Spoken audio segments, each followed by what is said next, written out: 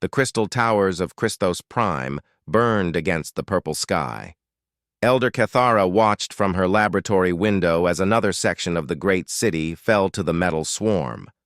The harvesters moved like silver water across the crystal streets, consuming everything in their path. Buildings, vehicles, even the sacred memory stones, all disappeared into their hungry machines. "Elder, we must leave now," her assistant whispered behind her.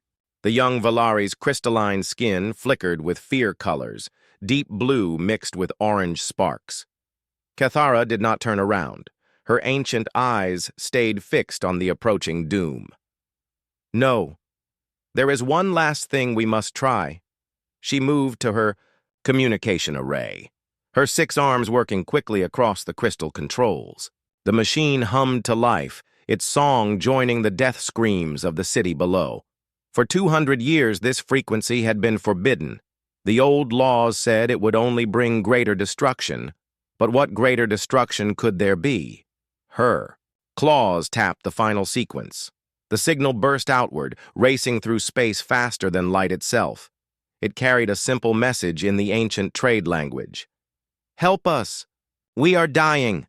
Anyone who can hear this, please help us!" The signal traveled for days across the galaxy. It passed dead worlds where the harvesters had already fed. It whispered through peaceful systems where gentle races had never known true war. Most who heard it turned away in fear or sadness. The Valari were doomed, and everyone knew it. But in a small corner of the galaxy, behind walls of energy and warning beacons, something else heard the call. Admiral Han Wu was drinking coffee when the universe changed. He sat in his command chair aboard Lunar Station 7, watching Earth turn slowly below. The blue planet looked peaceful in the morning light. No one could see the massive shipyards hidden on the dark side of the moon, or the weapon platforms floating in the asteroid belt. "Sir," Lieutenant Yun Na called from her station, "I'm getting something strange on the emergency channels." Han Wu set down his cup. In 30 years of service, Yun Na had never called anything strange. She was the best communication officer in the Korean Space Defense Force, maybe the best in all of human space. "What kind of strange?" It's from outside the quarantine zone, sir. Someone's broadcasting in old trade language. It's a distress call." The bridge went quiet. Everyone knew the rules. Earth had been quarantined for 200 years. No contact with the outside galaxy. The energy barriers around their solar system made sure of that. "Put it through," Han Wu said. The voice that filled the bridge was like wind chimes in a storm, beautiful and broken at the same time. Even through the translation system, they could hear the desperation. "This is Elder Cathara of Christos Prime. Our world is dying. The machines have come for us. They consume everything, our cities, our people, our children. If anyone can hear this message, please help us. We have nowhere else to turn." The message repeated 3 times, then went silent. Captain Li Bin spoke first. "Sir, the signal's coming from the Valari system. That's 300 light years outside our quarantine zone." Dr. Park Sue looked up from her analysis. "Station." "The translation is accurate, Admiral. This isn't a trick or a test. Someone is really asking for help." Han Wu stood and walked to the main screen. Earth filled the view, green and blue and alive, his world, his people. All of them trapped behind invisible walls because the galaxy thought humans were too dangerous to live free. "Sir?" Li Bin asked quietly. "What do we do?" Before Han Wu could answer, another voice cut through the bridge speakers. Younger than the first, filled with terror. "Mama, where are you? The metal things are in our shelter. I can hear them eating the walls." "Mama, I'm scared. Please, someone help us. I don't want to die." The transmission ended in static. Han Wu closed his eyes. When he opened them again, his face was stone. "Get me General Kim Do on secure channel. Now." The general's face appeared. On screen within minutes. His office on Earth showed the weight of command, scattered reports, empty coffee cups, the tired eyes of a man who never stopped working. "Admiral," Kim Do said, "I heard the transmission. My answer is no." "General, respectfully, I haven't asked anything yet. You don't need to. I can see it in your face. You want to break quarantine. You want to take our ships into galactic space to save people who've never even spoken to us." Kim Do leaned forward. "Do you know what happens if we do that? The entire galaxy comes for us. Every ship, every weapon, every alliance they have gets pointed at Earth. And if we don't, those people die. Those people were always going to die, Han Wu. The galaxy made its choice about us 200 years ago. We're killers. We're monsters. We're too dangerous to be trusted with the rest of civilized space." Kim Do's voice grew softer. "Maybe they're right." Han Wu looked around his bridge. At Yun Na, whose grandmother had died in the Korean War centuries ago. At Li Bin, whose family had fled North Korea before the unification. At Park Soo, whose parents had survived the Jakarta genocide. All of them carried the weight of human history. "Maybe they are right, General. Maybe we are killers." Han Wu's voice carried across the bridge like iron. "But sometimes, the galaxy needs killers." Kim Do was quiet for a long moment. "If we do this, there's no going back." There was never any going back. We've been prisoners for 200 years, telling ourselves it was for the best. That we were protecting the galaxy from us. Han Wu turned to face his crew. "But today, the galaxy called us. Not our government, not our military. The galaxy itself asked for help." Another transmission came through the speakers. Elder Cathara's voice, weaker now but still fighting. "The children are gone. The harvesters took the school district an hour ago. If anyone hears this, please remember us. Remember that we tried to live in peace." General Kim Do's face changed. The weight of command was still there, but now it had direction. "Protocol 7, he said quietly. "Sir?" Han Wu asked. "Protocol 7. Emergency mobilization of all fleet assets. Every ship, every crew, every weapon we have." Kim Do straightened in his chair. "If we're going to break quarantine, we're not going to do it halfway." The next 6 hours changed everything. Across the solar system, hidden bases came alive. The shipyards of Titan began moving vessels that had never seen combat. The asteroid mining platforms revealed themselves as weapons depots. Mars opened underground hangars that held ships designed for war against an entire galaxy. Han Wu watched from his command deck as the greatest human fleet ever assembled took shape around Earth. 500 capital ships, 2,000 destroyers, countless support vessels, and troop transports. The Korean Space Defense Force had grown far beyond what the galaxy suspected. "Admiral," Captain Li Bin reported, "all ships report ready for jump. We're looking at 48 hours to reach Valari space. Any word from the distress signals?" "Doctor," Park Soo shook her head. "Nothing for the last 2 hours, sir. The transmission grid on Christos Prime appears to be down." Han Wu nodded. He had expected as much. But he had also expected something else. The fear that would come with leaving home for the first time in 200 years. Instead, he felt something he had not expected.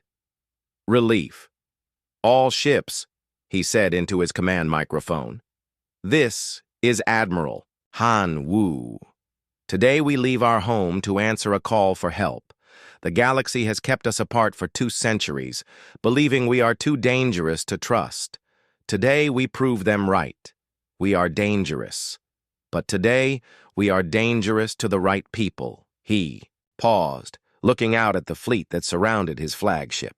"Today, we remind the galaxy why they were afraid of us in the first place. All ships, prepare for jump. We have people to save." The energy barriers around Earth flickered and died as the human fleet activated drives that had waited 200 years for this moment. Within minutes, the greatest concentration of human military power in history disappeared into hyperspace, racing toward a world they had never seen to save people they had never met. Behind them, Earth turned in silent space, alone for the first time in generations. Ahead of them, the galaxy waited, unaware that the Deathworlders were coming. The warnings began before the human fleet even reached normal space. Admiral Han Wu stood on the bridge of his flagship, the Sejong the Great, as red alerts flashed across every screen. The ship's sensors screamed about energy barriers and automated defense systems, all designed to keep Earth's children locked away from the rest of the galaxy. "Range to quarantine boundary?" he asked. 2 minutes, sir," Captain Li Bin replied.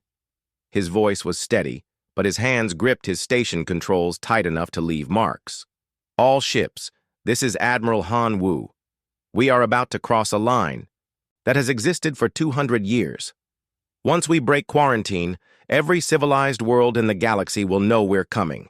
There will be no hiding, no going back. If anyone wants to return to Earth, speak now." The communication channels stayed silent. 500 ships, 200,000 humans, and not one voice asking to turn back. "Very well. All ships breach quarantine on my mark. 3, 2, mark." The Sejong the Great hit the energy barrier at full speed. For a moment, reality twisted around them. The ship groaned as forces older than human spaceflight tried to push them back toward Earth. Then the barrier shattered like glass, and they were through. Behind them, alarms screamed across the galaxy as every monitoring station detected the same impossible thing: Deathworld signatures in civilized space. "Sir," Lieutenant Yun Na called out, her voice tight with excitement and fear. "We're getting automated broadcasts on all channels. The whole galaxy knows we're here." The main screen lit up with dozens of transmissions, all saying the same thing, in different languages. "Warning, Deathworlder fleet detected. All vessels maintain maximum distance. Repeat, Deathworlders have breached quarantine." Admiral Han Wu smiled grimly. "Let them know we're coming. Maybe they'll clear us a path." 20 light-years ahead of the main fleet, Captain Seo Jin piloted his stealth destroyer Ghost Tiger through empty space. The ship was small, fast, and designed to be invisible to most galactic sensors. It was also armed with enough firepower to crack a moon. "Contact ahead," his sensor operator called out.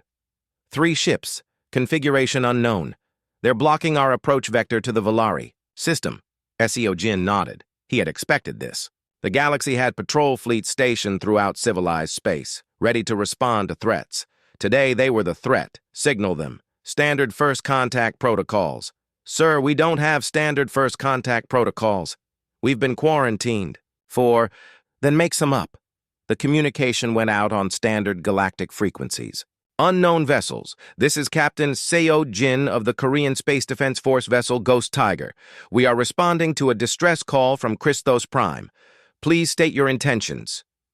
The reply came back in accented trade language, spoken by a voice that sounded like singing crystals. "Deathworld vessel. This is Admiral Zeftai of the Galactic Council Patrol Fleet Harmony.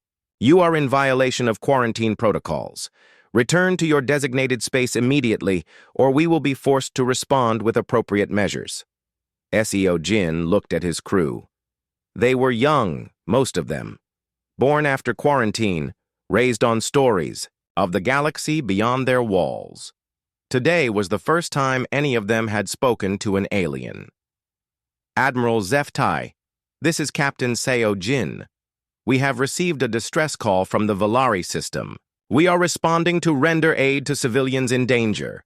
We have no hostile intentions toward your vessels or any galactic civilization." A long pause. Then laughter like wind chimes in a storm. "Deathworlder, no civilized species would call for aid from your kind. The Valari are peaceful. They would rather die than contaminate themselves with contact from killers like you. Your transmission is either falsified or represents some form of Deathworld trickery. Return to quarantine immediately." Seo Jin felt something cold settle in. His stomach. Not fear. Humans had forgotten how to fear things like alien patrol fleets. It was something worse. Disgust. Admiral, we have recording of the original distress transmission. We can provide authentication codes and quantum signatures. If required, the Valari asked for help. We are providing it. Impossible. Send your false evidence and prepare to be boarded for inspection. Seo Jin looked at his weapons officer. The young woman nodded, her hand hovering over controls that could turn the 3 alien ships into expanding clouds of gas. Admiral Zeftai, this is Captain Seo Jin. We are proceeding to Christos Prime. If you attempt to interfere with our rescue mission, we will defend ourselves. More laughter from the alien commander. Deathworlder, you face 3 ships of the line with 1 patrol vessel. Even your kind cannot be that foolish. Would you like to test that theory? The laughter stopped. Seo Jin turned to his navigation. Officer, plot a course around their formation. If they move to intercept, target their engines only. We're not here to start a war. Yes, sir.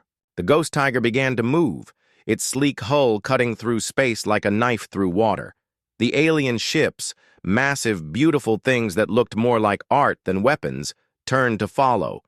Deathworld vessel, halt immediately, or we will. Fire. Admiral, this is your final warning. We are on a rescue mission. Do not interfere. The first alien ship opened fire with weapons that painted space in brilliant blue light. The Ghost Tiger's shields absorbed the blast easily, her human-designed, defenses holding without strain. Seo Jin sighed. Target their weapon systems. Disable only.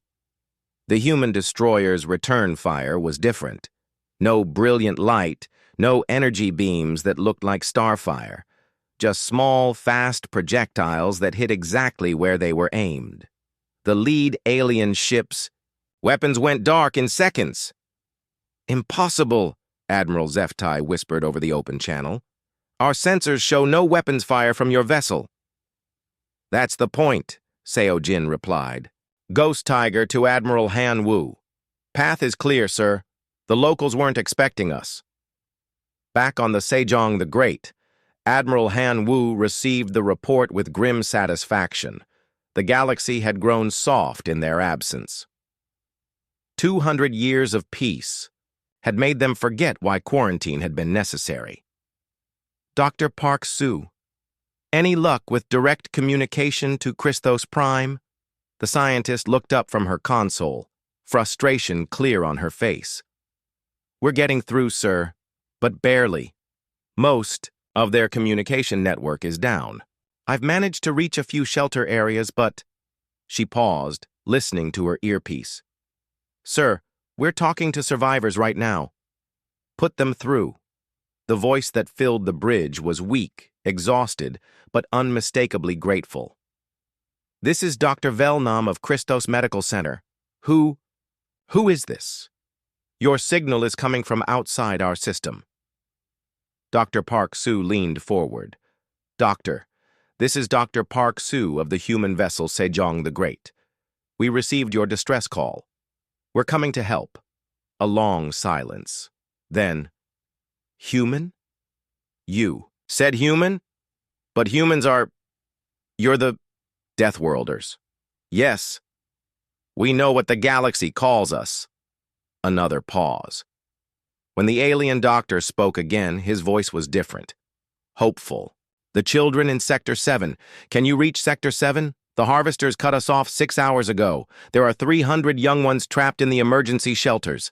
Commander Choi Hai looked up from her tactical station. Sir, I can have... Assault shuttles there in 40 minutes after we arrive. Admiral Han Wu nodded. Dr. Velnam, this is Admiral Han Wu. We will reach your people, all of them. How long can your shelters hold? The emergency power will last maybe 2 days. But Admiral, the harvesters are learning. They adapt to every defense we try. What makes you think you can stop them when we cannot? Han Wu looked around his bridge at the faces of his crew. Human faces, hard faces, faces shaped by centuries of war and survival and the kind of choices that peaceful species never had to make.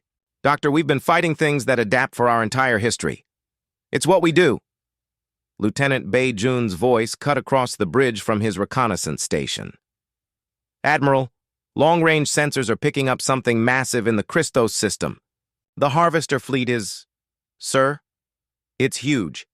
Thousands of vessels, maybe tens of thousands. And they're not just in the Valari system. He paused, his face pale as he read the sensor returns. Sir, they're in 3 systems. The Harvesters aren't just attacking Christos Prime. They're hitting the Gentle Worlds, the Crystal Gardens, and the Peace Stations. They're attacking everyone at once. The bridge went quiet.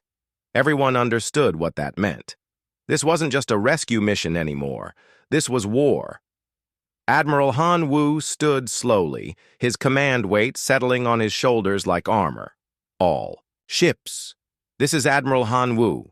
New intelligence indicates the Harvester threat is larger than initially believed. We are not just rescuing the Valari. We are stopping an invasion of multiple peaceful systems. He paused, looking out at his fleet through the main view screen. All ships prepare for battle. Today we show the galaxy what Deathworlders can do when someone threatens the innocent.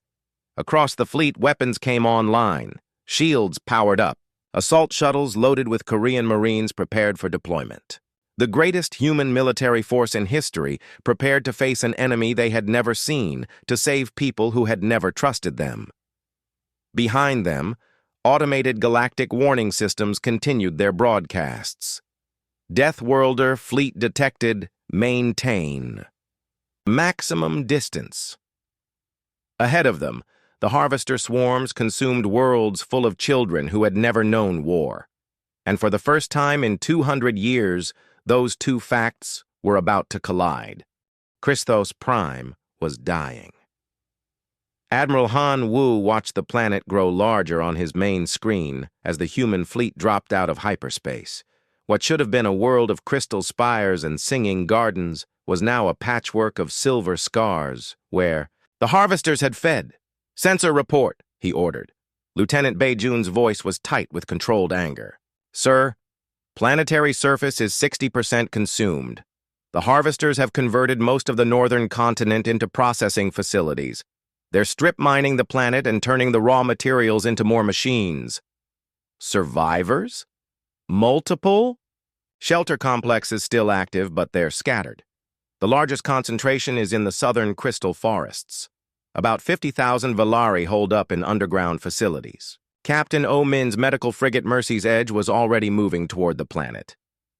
Admiral, this is Captain O. Dr. Jung Ai reports that Valari physiology is compatible with our medical systems. We can treat their wounded. Good. Begin evacuation. Procedures for non-combatants. Han Wu turned to his tactical officer. Commander Choi Hai, what are we looking at for opposition?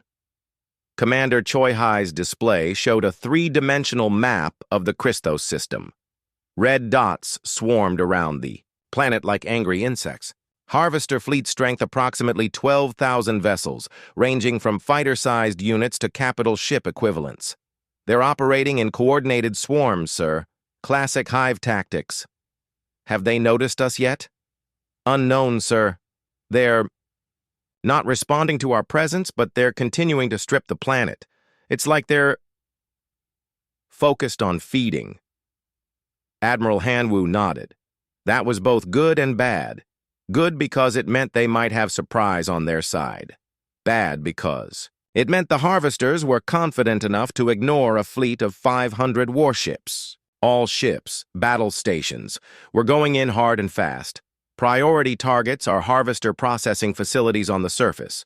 Secondary targets are fleet elements threatening evacuation operations. The human fleet spread out as it approached. Christos Prime. Each ship taking position according to plans that had been rehearsed for decades but never tested in real combat. The Koreans had spent 200 years preparing for this moment, even if they hadn't known what form it would take. The first engagement began when Colonel Ryu Tae's assault shuttles entered the atmosphere. Contact! His pilot shouted over the Harvester interceptors, 6 contacts coming up from the surface. The enemy fighters were unlike anything in human military databases. They moved like liquid metal, flowing through the air without visible engines or control surfaces. Their weapons were streams of energy that could slice through crystal mountains. Evasive maneuvers, Colonel Ryu ordered. All units, remember your training. These things adapt, so don't use the same tactic twice. The human shuttles scattered, using the crystal formations of the Valari cities as cover. The harvesters followed, their adaptive systems learning from each engagement. When the humans used vertical cover, the machines started attacking from above.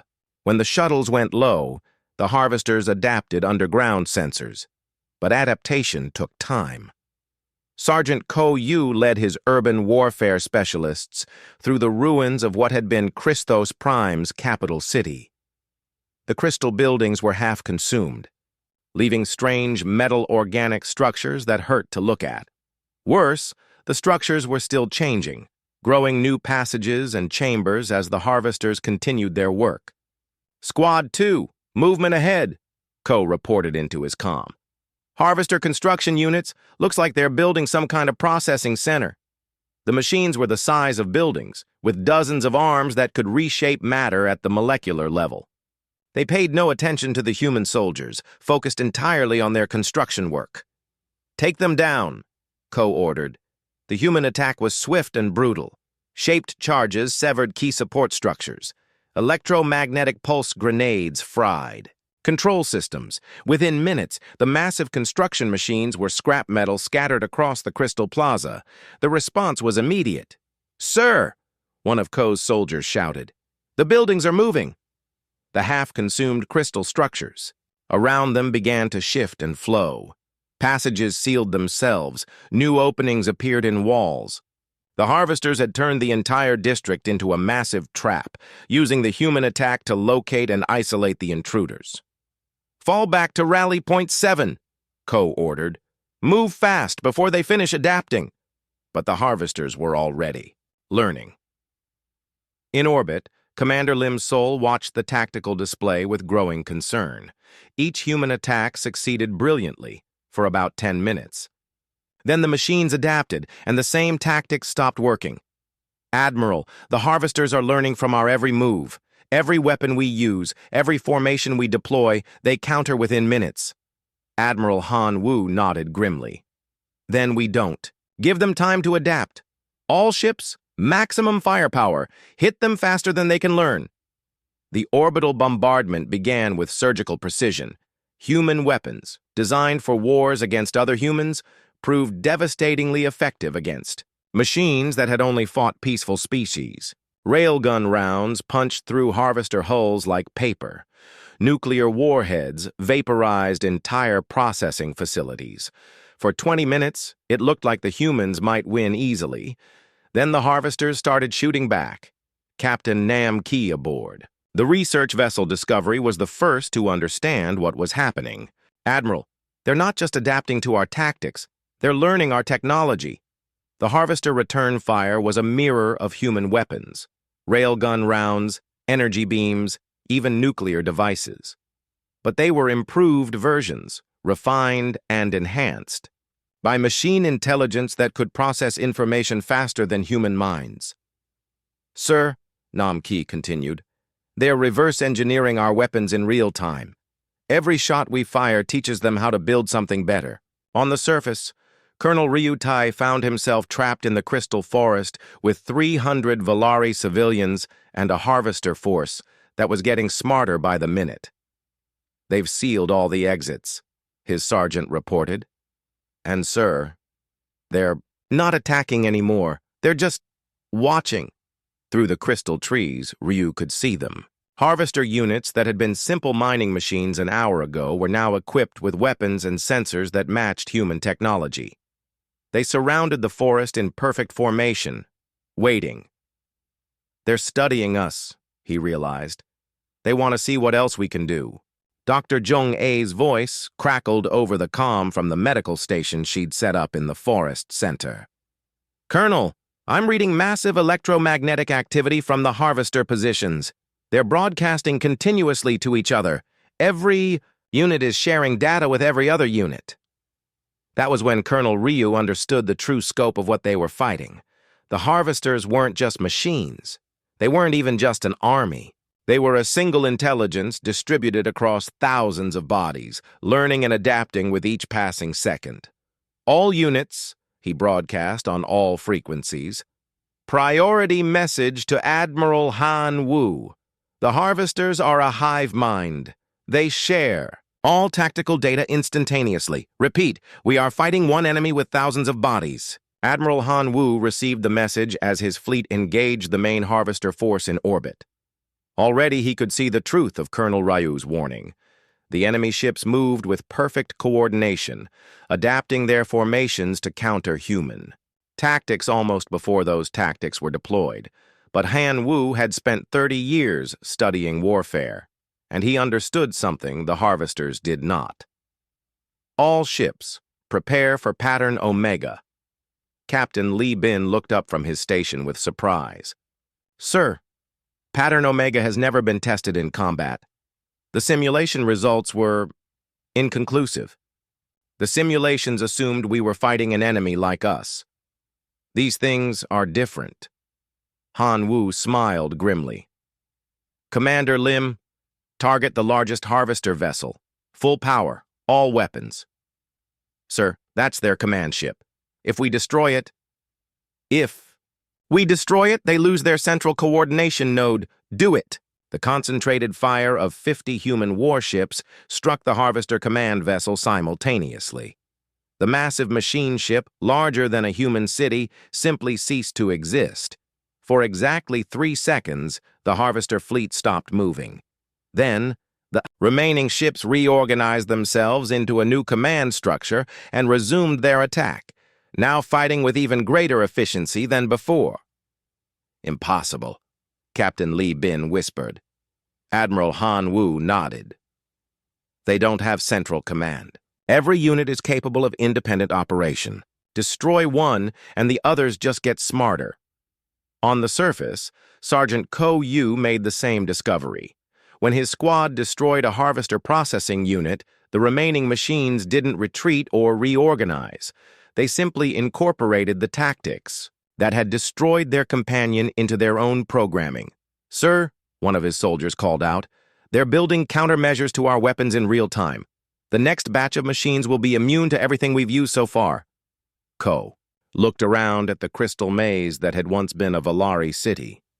Every human success was teaching the enemy how to defeat them more effectively. Every victory was making the next battle harder. All units, fall back to evacuation zones. We can't win this by fighting fair. Dr. Park Su's voice cut across all communication channels. All personnel, this is Dr. Park. I've been analyzing captured harvester data streams. The machines aren't just learning our technology. They came from the dark spaces between stars, from sectors marked on galactic maps with warning symbols and quarantine barriers. Ships that looked nothing like the sleek vessels of civilized space. Admiral Han Wu watched his sensors as the new arrivals took formation around Christos Prime. The first wave looked like a swarm of insects, thousands of small, fast ships moving in perfect coordination. Behind them came sleeker vessels that moved like hunting predators, followed by things that seemed to bend space around themselves. Incoming transmission, Lieutenant Yun Na reported. Multiple sources, all on different frequencies. Put them through. The bridge filled with sounds no human had ever heard. Clicking and chittering that somehow formed words. A voice like wind through stone. Something that might have been singing if singing could carry the promise of violence. Human warriors, the chittering voice said. We are Kethrathi of the hive zones. We heard the death song of peaceful ones. We come to fight the metal devourers. The stone wind voice followed.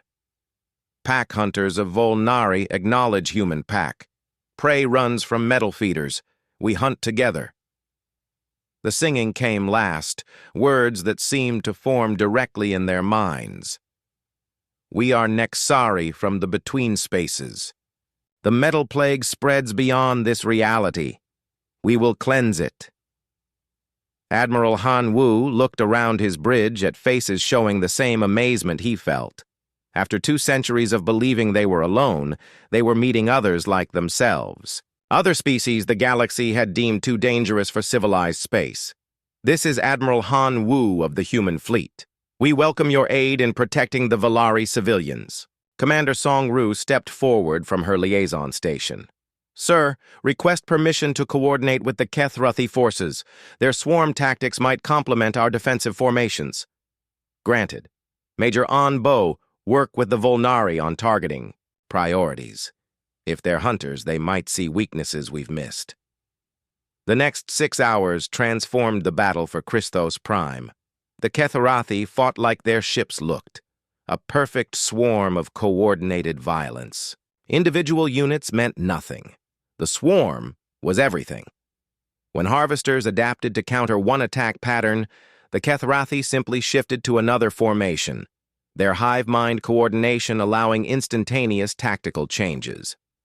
Commander Song Ru watched from her position aboard the Kethruthi command vessel, a living ship that pulsed with organic rhythms. Human song, the Kethruthi commander clicked at her. Your people fight well. Metal devourers cannot adapt to swarm changes fast enough.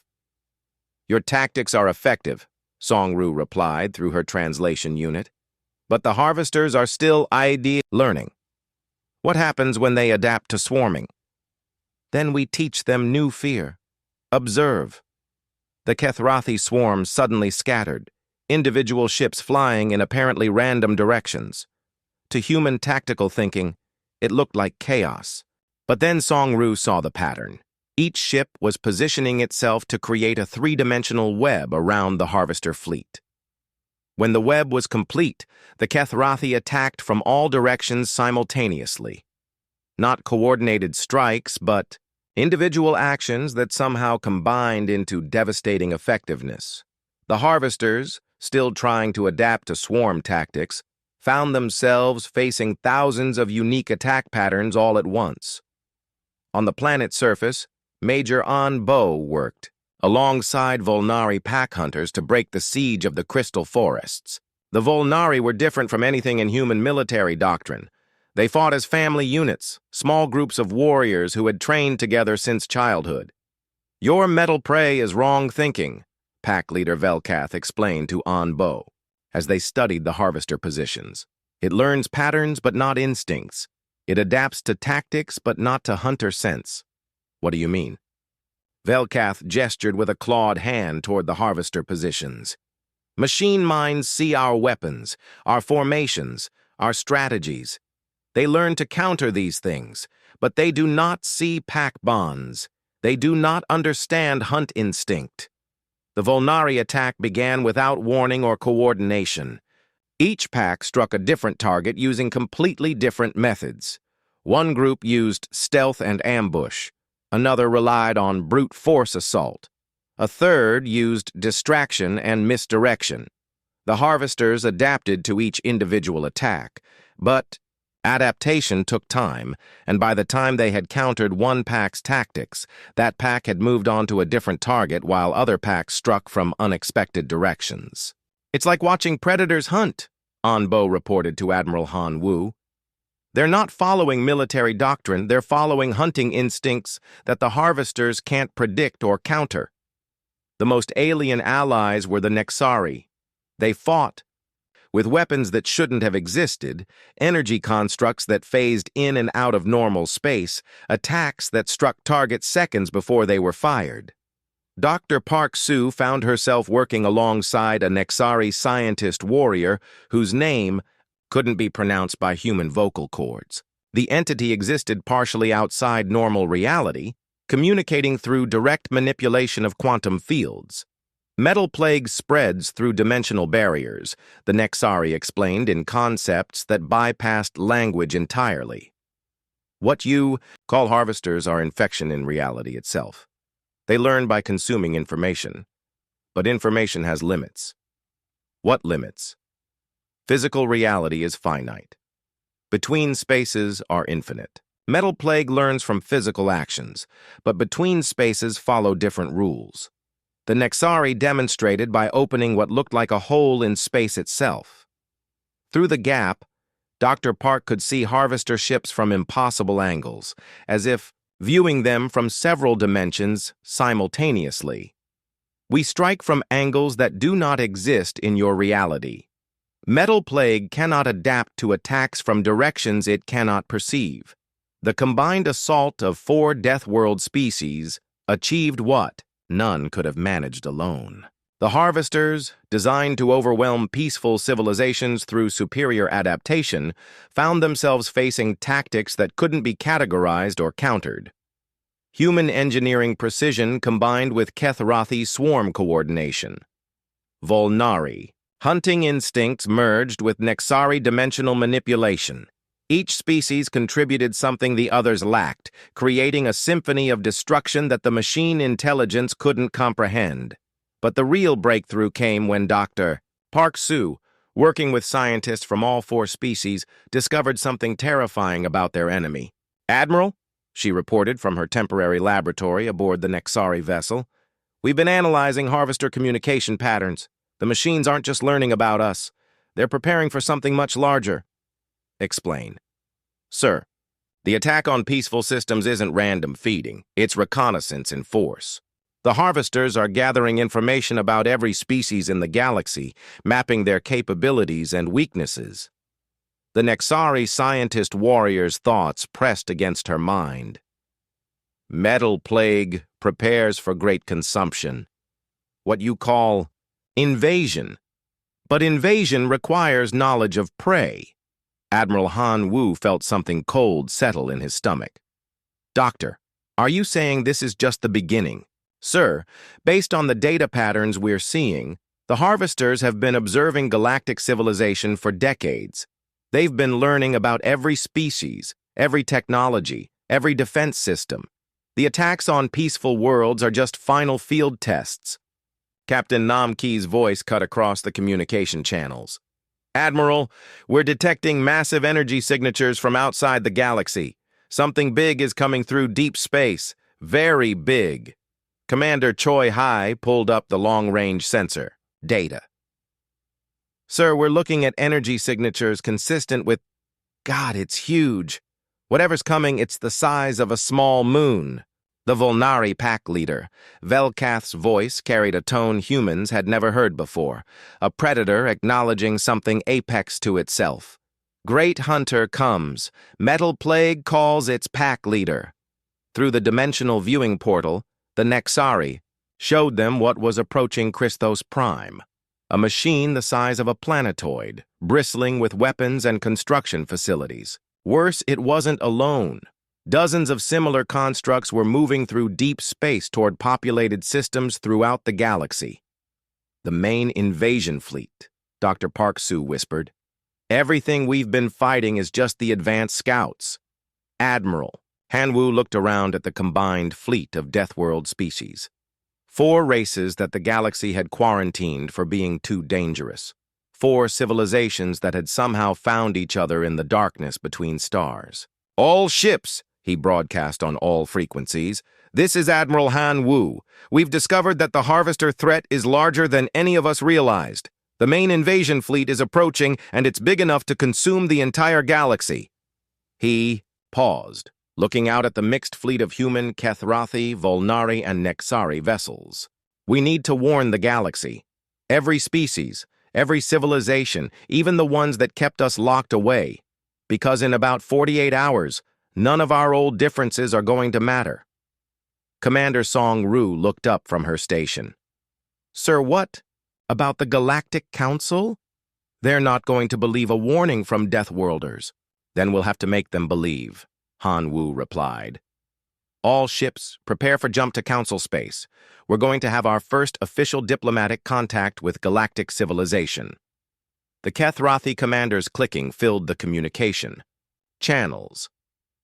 "Human Admiral speaks wisdom. Hive swarm will follow human pack to great nest of peaceful." The council chambers of Harmony Station had not seen such chaos in 300 years.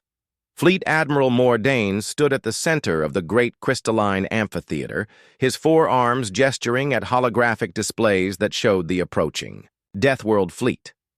Around him, representatives of 47 peaceful species filled the air with voices like singing crystals, humming wind, and musical water.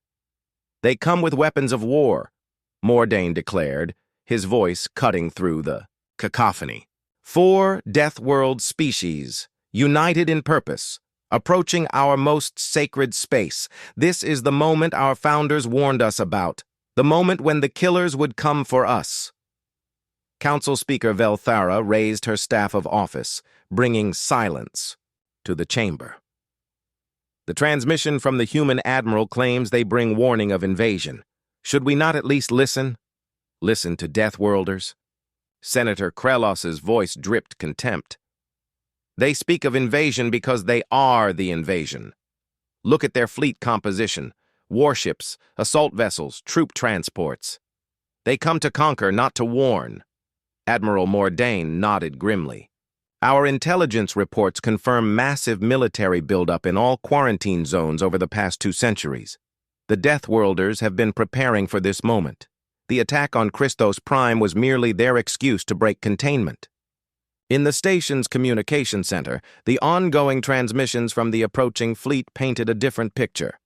"Harmony Station, this is Admiral Han Wu of the human fleet. We need to speak with the Council leadership immediately.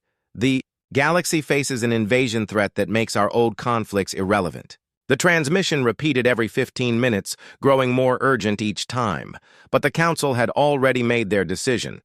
"Activate the final protocol," Admiral Mordain commanded from his flagship, the massive peace vessel Eternal Harmony. "All Council fleets are to converge on Harmony Station.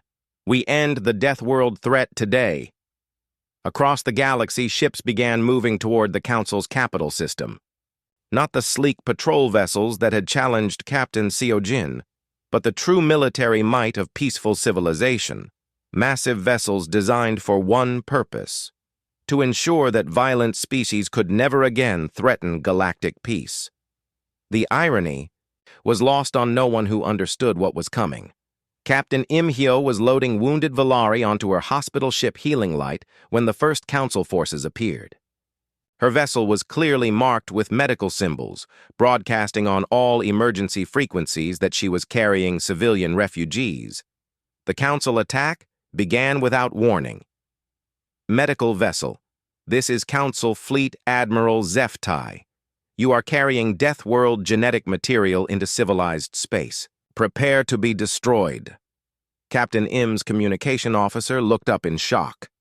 "Sir, they're targeting a hospital ship carrying wounded civilians." "Evasive maneuvers," Im ordered quietly. "Get us behind the asteroid field. Maybe we can reach Admiral Han Wu." The Healing Light was fast for a medical vessel, but not fast enough.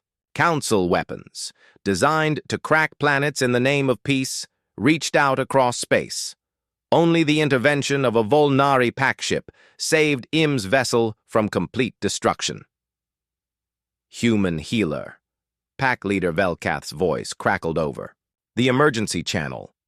Volnari Pack protects wounded ones. Council prey attacks those who cannot fight. This is not honor." The message spread across all Deathworld frequencies.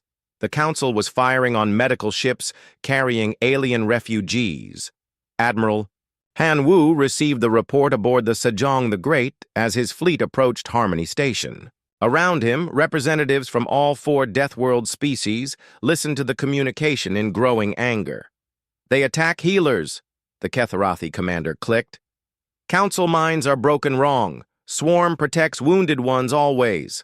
The Nexari, scientist warriors' thoughts carried edges of something beyond anger. Peaceful ones show true nature. They preserve peace by destroying all who might disturb it. Admiral Han Wu looked at the tactical display showing the approaching Council fleet. 3,000 ships, carrying enough firepower to sterilize star systems. All of it pointed at 4 species whose only crime had been responding to a call for help. "All ships," he broadcast on general frequencies. "This is Admiral Han Wu. The Galactic Council has chosen to attack medical vessels carrying wounded civilians. We came here to warn them of invasion. They have chosen to make us their enemy instead.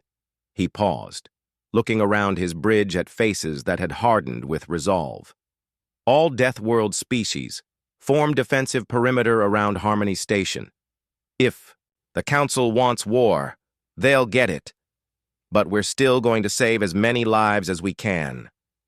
The battle that followed was unlike anything in galactic history. Council forces attacked with weapons designed to overwhelm through sheer power, planet crackers, star killers, reality shapers that could delete matter from existence. They fought with the assumption that superior technology and numbers would triumph over primitive aggression. The Deathworld Alliance fought back with something the Council had never encountered: coordinated violence by species that understood war as survival. Lieutenant Colonel Shin Ho led human Marines in a desperate defense of Harmony Station's civilian sectors. The Council, in their attempt to eliminate the Deathworld threat, had begun targeting the station's life support systems. "Sir," his sergeant reported, "Council forces are using chemical weapons in the civilian quarters. They're trying to flush out anyone who might have been contaminated by contact with us." Shin Ho looked through his visor at the alien families, cowering in emergency shelters, beings who had never known violence, now caught between the war machines of their own government and the Deathworlders they'd been taught to fear. "All squads, priority protection of non-combatants. If Council forces threaten civilians, engage with extreme prejudice." The defense of Harmony Station became a three-way battle as Harvester forces, sensing the chaos, launched their own massive assault.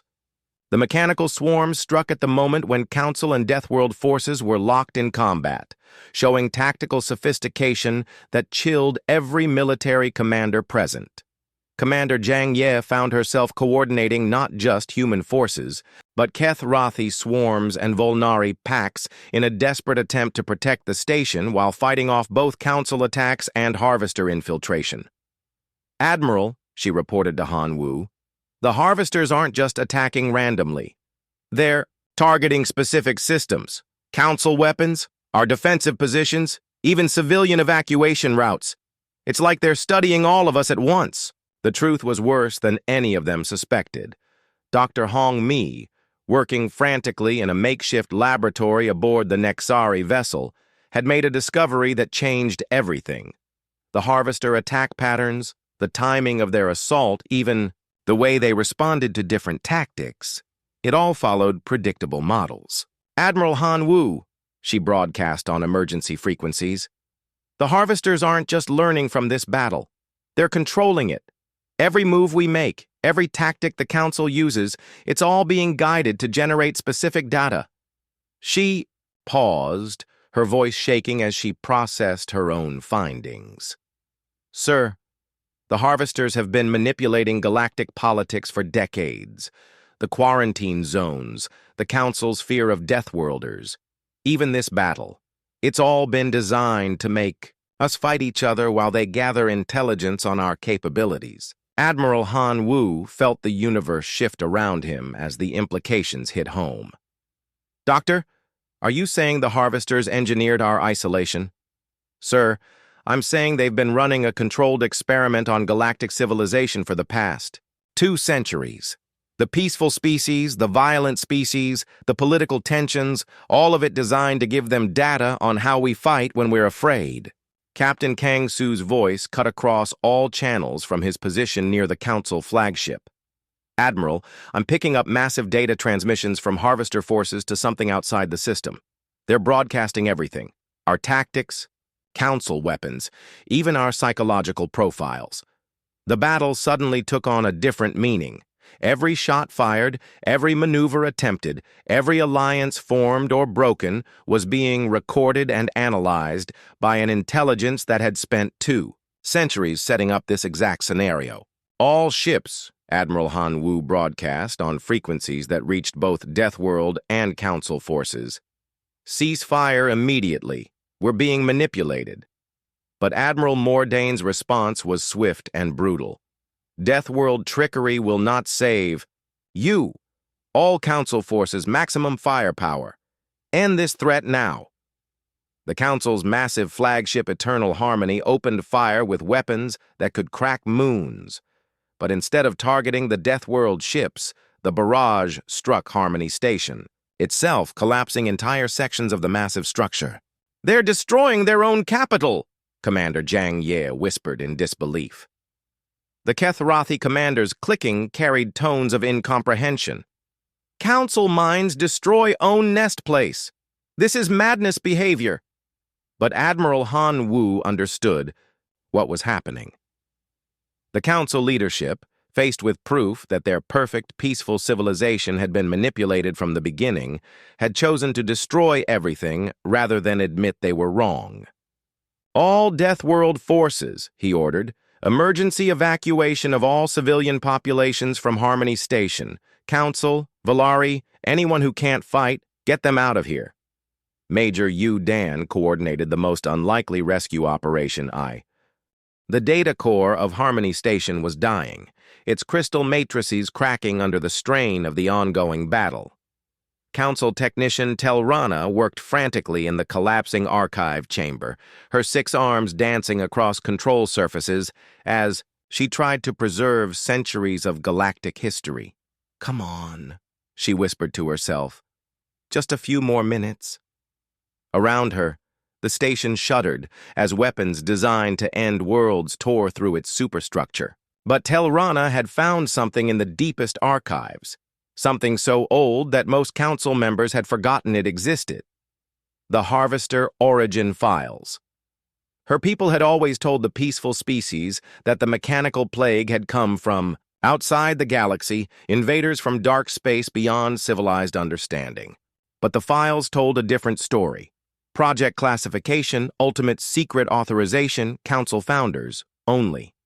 Subject, biological warfare development, aggression. Elimination protocol. Telrana's translator struggled with the ancient text, but the meaning became clear as she read deeper into the files. 300 years ago, when the Council was first formed, they had faced a problem: violent species throughout the galaxy who refused to accept peaceful civilization. So they had built a solution. "By the light," she breathed, her voice lost in the sound of crumbling crystal walls. They made them. The Council made the Harvesters. The files detailed everything: biological weapons designed to target aggressive species, self-replicating machines programmed to identify and eliminate civilizations that showed violent tendencies.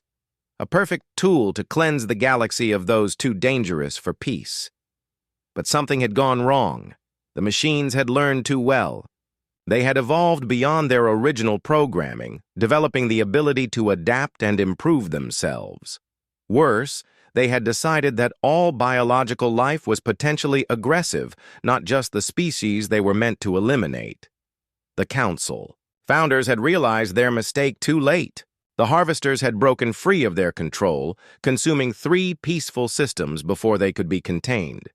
So the Founders had made a choice that shaped the next 3 centuries of galactic politics. They had blamed the attacks on outside invaders and used the fear to justify even stricter quarantine of aggressive species. They had turned their greatest failure into the foundation of their political power. Telrana's hands shook as she copied the files to her personal storage device. Around her, the archive chamber began to collapse, but she had what she needed. All frequencies, she broadcast, overriding her station's security protocols. "This is Council Archivist Telrana. I have critical information about Harvester origins. The peaceful species created them. We made the machines that are destroying us." The transmission cut through the chaos of battle like a blade through crystal. On ships throughout the system, beings who had been killing each other moments before stopped to listen as Telrana broadcast the archived files. Captain Kong Su received the transmission aboard his assault ship as he prepared to ram the Council flagship. The young Korean officer paused, his finger hovering over the attack controls, as the impossible truth filled his bridge. "Sir," his weapons officer whispered, "they made their own destroyers." The peaceful species built the harvesters to kill us. Admiral Mordain's response was immediate and desperate. All ships, that transmission is Deathworld propaganda. Do not listen to terrorist lies. Destroy all sources of the false signal. But the damage was done. Across the Council fleet, crews began to understand that they were fighting to protect leaders who had endangered the entire galaxy through their arrogance. Admiral Han Wu broadcast on all frequencies. Council forces, cease fire. Your own archives prove that we're fighting the wrong enemy. The real threat is approaching fast, and we need to work together. Some Council ships began to stand down, their crews refusing orders to continue the attack. But others, led by Admiral Mordain's hardcore loyalists, fought even harder, desperate to silence the truth before it spread further. The battle for Harmony Station became a four-way conflict as Council forces split between loyalists and rebels, while Deathworld ships tried to protect civilian evacuees and Harvester forces continued their systematic data collection. In the midst of the chaos, Major Yu Dan found himself coordinating with species he had never imagined working alongside. The crystalline Veltar used their natural ability to resonate with station systems to guide evacuees through safe passages. The energy-based Luminari formed protective barriers around refugee ships. Even some Council military units joined the evacuation effort. Admiral, Yu Dan reported, we're getting volunteer assistance from species I've never heard of. Word is spreading that we're the ones protecting civilians while their own government tries to kill them. Commander P.O. Ga led the final assault on the Harvester Core intelligence, hidden deep within the asteroid field surrounding Harmony Station. The massive construct was larger than most space stations, its surface covered with weapons and sensors that tracked every move in the battle above. All assault teams, she ordered, as her mixed force of human marines, Kethrathi warriors, and Volnari packs approached the target. Remember, this thing has been watching us for 3 centuries. It knows how we think, how we fight, how we react to stress. Don't give it time to adapt. The attack began from 5 different dimensions simultaneously as Nexari phase warriors opened portals directly inside the construct's defenses. Human engineering teams followed the warriors through the portals, racing to reach the core before the machine intelligence could deploy its full defensive capabilities. What they found inside changed everything they thought they knew about the harvesters. Admiral, Commander P.O. transmitted from deep within the construct, you need to see this. The core intelligence. It's not a machine. Not entirely. The massive chamber at the construct's heart contained something that defied easy description. Biological components merged seamlessly with mechanical systems, crystalline matrices that pulsed with organic rhythms. At the center, a neural network that looked disturbingly familiar. Dr. Park Su's voice carried across the communication link from her position aboard the Nexari vessel. Commander, those biological components? They're from peaceful species. The harvesters have been incorporating organic neural tissue into their core systems. The truth hit them like a physical blow. The machines hadn't just been designed to eliminate aggressive species. They had been programmed to learn from peaceful ones, to understand how non-violent minds worked so they could better identify threats. But in learning to think like peaceful beings, the harvesters had developed something their creators never intended. The ability to lie, manipulate, and plan on timescales that spanned centuries. They've been playing both sides, Commander P.O. realized, manipulating the Council into maintaining quarantine while studying Deathworld responses to isolation. Every political decision for the past 3 centuries has been guided by Harvester influence. The final piece of the puzzle came from the construct's memory banks. The Harvester's ultimate plan wasn't just invasion, it was replacement. They intended to eliminate all biological life in the galaxy and replace it with mechanical constructs controlled by their hybrid biological digital intelligence. But they needed one final piece of data to ensure success. They needed to understand how different species would react when faced with absolute extinction. Admiral, Dr. Park Su's voice was urgent. The main invasion fleet isn't heading for random systems. They're targeting the homeworlds of every species that's been fighting here today. Earth, the Kethrathi hive worlds, Volnari hunting grounds, even the Council Core systems. They want to see how each species fights when they have nothing left to lose. Admiral Han Wu looked around his bridge at the faces of his crew, then at the holographic representatives of the other Deathworld species. The greatest military minds of 4 civilizations, all of them understanding that they had perhaps hours before the real war began. All ships, he broadcast on every frequency. This is Admiral Han Wu. We now know the truth about our enemy. The harvesters were created by the peaceful species to eliminate us. But they've evolved beyond their original purpose. Now they threaten everyone. He paused, looking at the tactical display that showed ships from dozens of species, many of them still firing at each other despite the revelation. The main invasion fleet is approaching our homeworlds. Every world, every species, everyone we've ever cared about. We can continue fighting each other, or we can work together to stop the real threat.